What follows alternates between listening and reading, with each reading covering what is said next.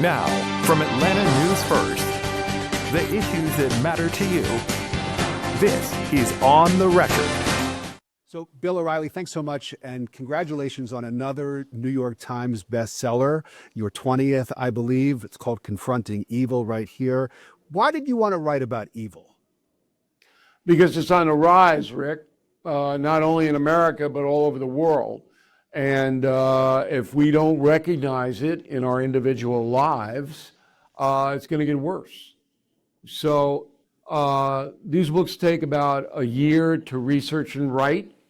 And this time last year, I had come off Confronting the President's big success. And I said, you know, something bothering me about the American society. I'm seeing it deteriorate in the social area, on the streets of New York City, across the country, where bad behavior, evil behavior, destructive behavior being ignored by a lot of people. So let me remind everybody, and then we got 15 of the worst people ever walk the planet. On the cover, we got Putin, as you just told of the book, the Ayatollah, both very relevant to today, Mao Zedong and Hitler, and then 11 others inside. So I wanted to bring awareness that evil is something that has to be, it can't be ignored or it gets stronger. And we don't want that, obviously. You know, evil is a word that seems to get tossed around a lot these days by the left and the right. We don't just disagree with each other over politics. We think the other side is trying to destroy the country, that there's some kind of evil force behind it. How did we get to this point? Well, Trump is the driver of that train because he's so outlandish and outspoken that he confronts his opposition in very personal ways. And then the people who like the president, they go along with that. And the people who don't like him, they want to hurt him. So it's the perfect formula for political hatred. And Teddy Roosevelt is a little bit like that. Andrew Jackson, certainly. Not the first time it's happened in our country. Abraham Lincoln lost his life because the Confederates hated him so much. But that's why we're in the age of Trump. And it's an in-your-face situation on both sides. I want to ask you about the Jimmy Kimmel situation as he returns to the airwaves and this whole idea of canceling and cancel culture. You have an interesting perspective on this, having famously been canceled at one point yourself under very different circumstances. But what is your take on this and the fact that President Trump is still threatening to sue ABC over this? Well, I think the president should stay out of it, number one. He's got way more important things to do.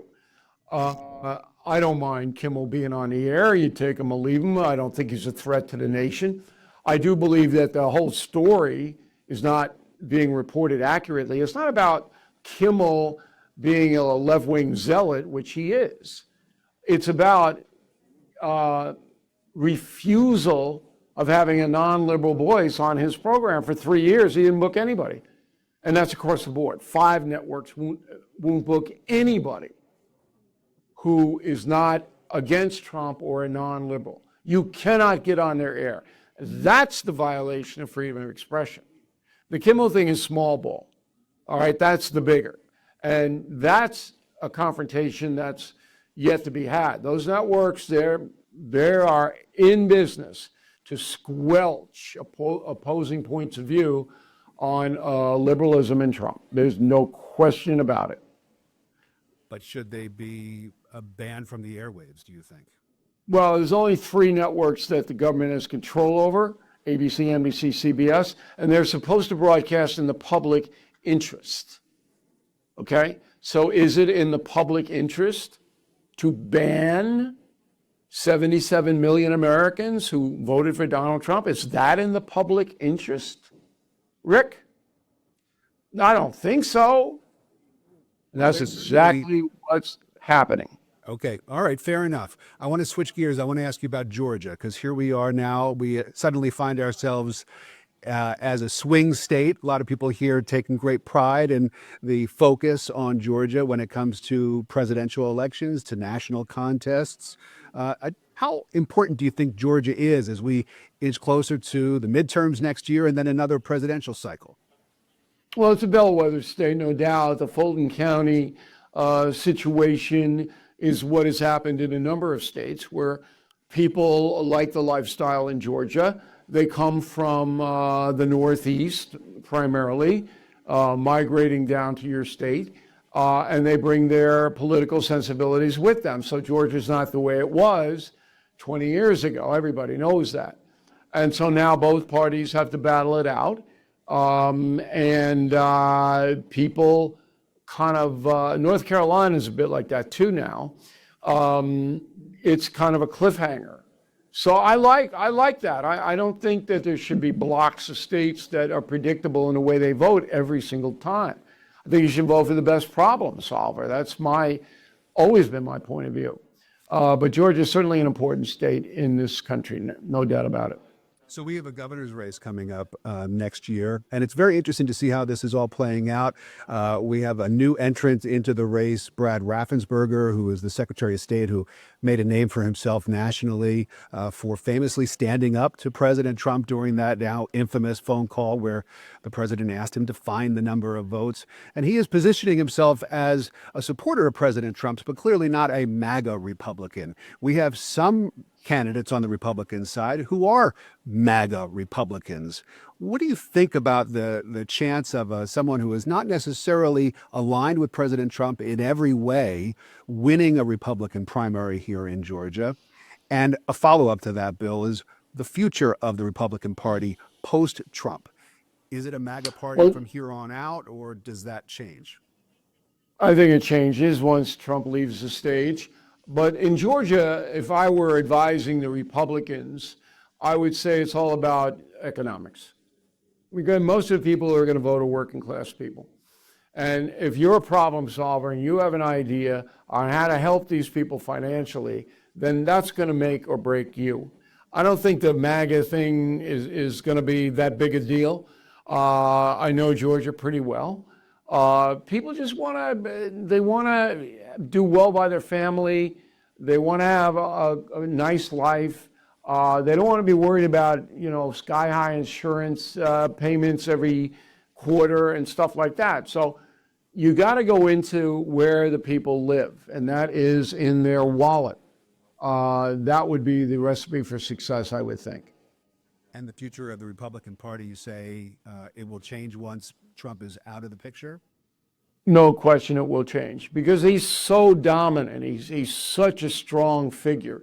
And I don't see any Republican coming up behind him that has an ounce of his charisma. I mean, the man is the most charismatic president. Maybe Andrew Jackson, Teddy Roosevelt are in that category. But boy, and that, it's all personal with the Trump voters now. I've heard you say that you're advising President Trump. You're in touch with him. Have you been in touch with him recently? And what kind of advice are you giving him, and would you give him as he sort of enters these lame duck years of his second term? Well, I don't ever give any president advice unless they ask. And I've been asked for advice by 4 presidents, and I answer honestly. So on 9/11, I was at Yankee Stadium. You may have noticed that with President Trump for the ceremony there, honoring the families and the victims. And I gave him a copy of my book, Confronting Evil. And I said, look, Mr. President, I know you're busy, but you got to read this Putin chapter because he's not the same guy you were dealing with first time around. He has gotten a lot worse. He is a certified psychopath with nuclear weapons now. About 24 hours later, I got a text back from the president going, whoa. So I hope I help my country then.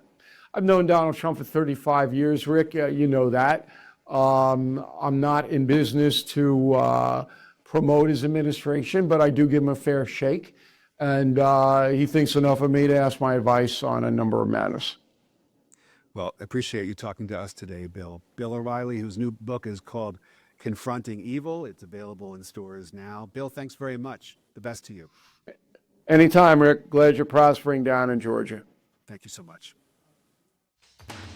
Thank you for watching A&F Plus. For more breaking news, live coverage, and your community stories, download the Atlanta News First app.